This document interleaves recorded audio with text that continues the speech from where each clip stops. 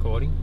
Alright guys, so the car's been one thing, but now I've got to start thinking about the actual camping side of things, you know, the fridges, the food, the drawers and that, and also where I'm going to be sleeping. Now, I had to go a rooftop tent again because I had that on my last car and I loved it being up top, but I found something a little special this time. I stumbled across this company, they're called alu-cab. I was down at the Adventure 4 Drive show and they've got these incredibly constructed rooftop tents and they've got gas struts and they just pop up straight away, and it was so simple I had to get myself one. So we're popping down there now today to grab one of them. I think there's going to be an awning hanging off the side as well because we need a bit of shade, of course.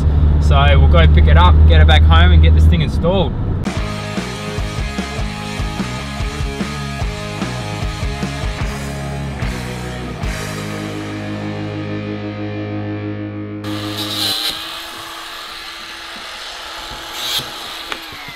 How's it open?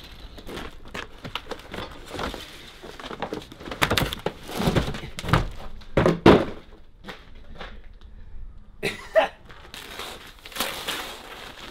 is the best bit. Oh my god. So easy.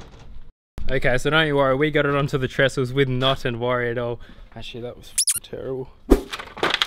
It was at this moment that he knew. He f***ed up. Anyway, so this is the old pop-up tent. That's how easy it is to open. So we've got the brackets here. We're gonna have to make a couple of modifications to the canopy to strengthen it. So these bars go underneath, and because my canopy's alloy, I've got to put these load bars on there, which are made of steel, to help distribute the load, which are, the 3 of these bars will be going across the roof and tying into the actual canopy, which will spread the load of these tents, which I think they're about 70 or 80 kilos. So you just start loading things on the side, they get a bit heavier than that. So, you know, we've got to make sure this thing's strong, especially the power I'm going to be having. We don't want it to fall off the back. So we might close her up, get these brackets and the ladder and stuff out of here, and then hopefully tomorrow lift her on, see how we're looking. Now looking at the brackets here that they've supplied, it looks like these here just clip onto the rail underneath the actual tent on the floor, and there's a bolt that goes on the outside as well. Now this gives a pretty firm base. Those spreader bars that have gone in the actual canopy, this is what it bolts to. All the nuts and bolts here have these caps, so once it's tightened up you can put a weather seal on there to stop any rust from happening. So yeah, it looks like quite well built, this thing. Once they're on, I can start looking at putting the accessories on. What I like about this is I can actually put my solar panels onto the top of the tent and still use the tent as is. And also as a bonus, being in the southern hemisphere, you probably want about, I think it's about a 32-degree angle to the sun on solar panels. So this lifts up pretty close to that. So you're actually going to get the maximum amount of solar on your panels. And on the outside, I'm going to put some lights, and on the front, the light bar that can all be attached to the actual tent and run the wires through the roof of the canopy. And then everything will be switched from there. So it looks like it's all going to come together pretty nicely how I want it. And yeah, let's get to it.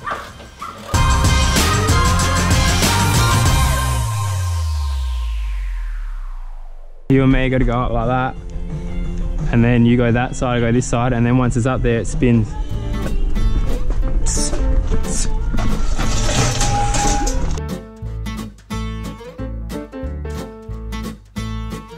We're too short. Alright. Up, because there's a bit of wood. It's got to go higher than that black thing.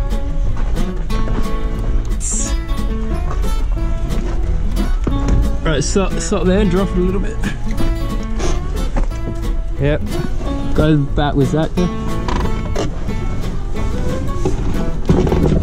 Oh, this, yeah. So we line it up like with the flush of the bat. Block of wood. Yeah, it just rolled over. Out there.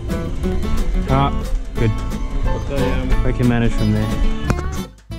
The destination is on your left. 40 Merriman Drive.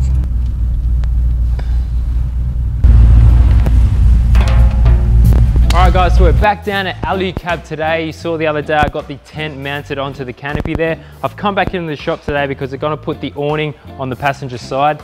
Now, these awnings are pretty trick. They're one of the only ones on the market that actually are fully self-standing, self-supporting 270-degree awning. So you're going to get shade on every side of the vehicle. So I'm pretty excited to get that on there at the moment. Yeah, so there was also a third bar. I don't know if you guys saw back at home. I was actually putting it together and I managed to lose one of these, you know, cross braces. I don't know how that happened. So I might see if we can get another bar tracked on the middle just to help support this thing and go from there. Okay, now while the tent's just been pulled off there and sitting over there. So what I did yesterday was put a grommet through the roof here because these tents actually have inbuilt lighting and a couple of chargers there inside. So if you've got your phone up there or whatever, it's real easy to go in and charge the phone there. But to power that, I've run this through the roof of the canopy and into the third battery there.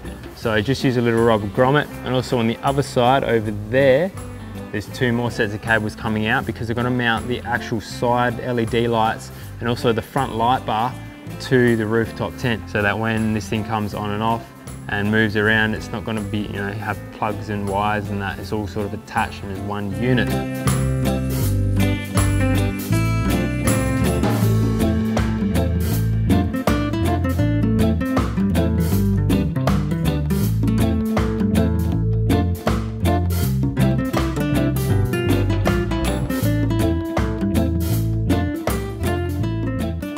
Anyway, now we're back home and now we have the awning installed and the rooftop tent. Now the canopy's off the car at the moment because I was doing some shooting with the tray back just before driving and stuff like that. So like I said before, this Anderson plug is wired in through the inside,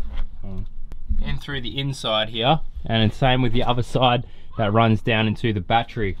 Now these two plugs, I've gone a main Anderson plug, which is the power for the BC-DC charger to the battery to charge that, and then there's this trailer plug here, which is a 7-pin. Now that just sends a few signals through, like the light bar, as I mentioned, is mounted to the front, so the switch for that's actually in the cab.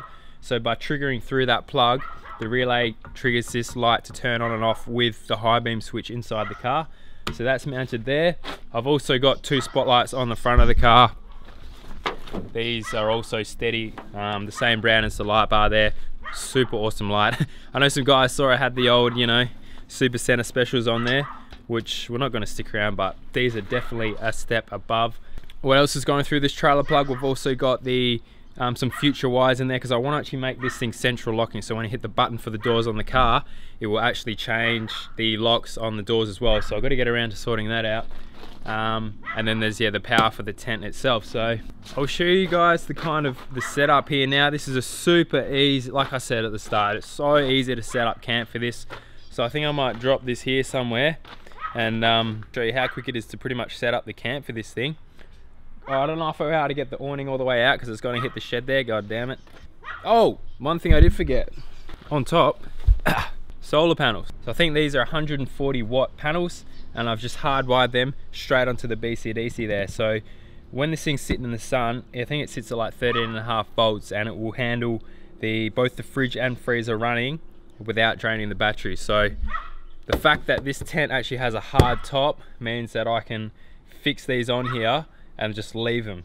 And every time I get up in the morning when I'm camping, I just give it a quick wipe because the dust and that on top doesn't help the insulation. But while these are on here, I can also chuck on like a canoe or something like that and use that space. So awesome setup there as well.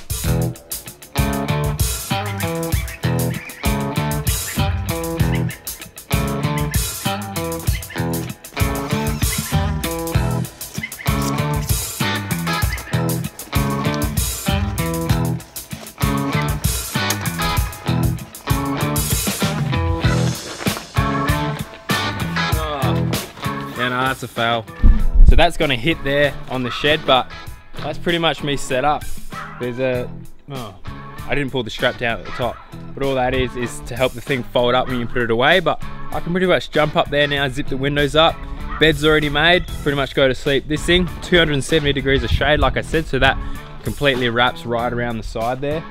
And packing it up is just as easy, because the one thing when you do go camping, I know a lot of times you kind of pull into camp quite late and you're like, oh, now I've got to set up in the dark. But with that thing, it just pops straight open. This thing, side of the road, if it's raining, I did do a trip up north and used this thing when we had some issues with one of the cars and it was piss and rain, but all the guys were able to stand under this, and we're actually able to drive the front of the car underneath the awning as well because it's that big, and do the repairs on the side of the road without getting wet. So we'll get a shot from the front here. Anyway, super awesome setup. They're not the cheapest thing on the market, but you pay for the quality because the construction of these are bloody awesome. One thing I am when I'm camping, I'm actually excited to jump in this thing. Some of the views and that when you're on the rooftop is just like nothing else. Swags are pretty cool because it's real like down to earth kind of camping, but for comfort and usability, you can't beat it. So I'm gonna go enjoy this thing, and I'll see you guys in the next episode. Hopefully most of the build's sort of wrapped up now, so you're going to see a lot more of the adventure, the camping, awesome places to go, hectic fall driving, and amazing locations. So thanks so much for the support, guys, and I will see you in the next video. Take it easy. Peace.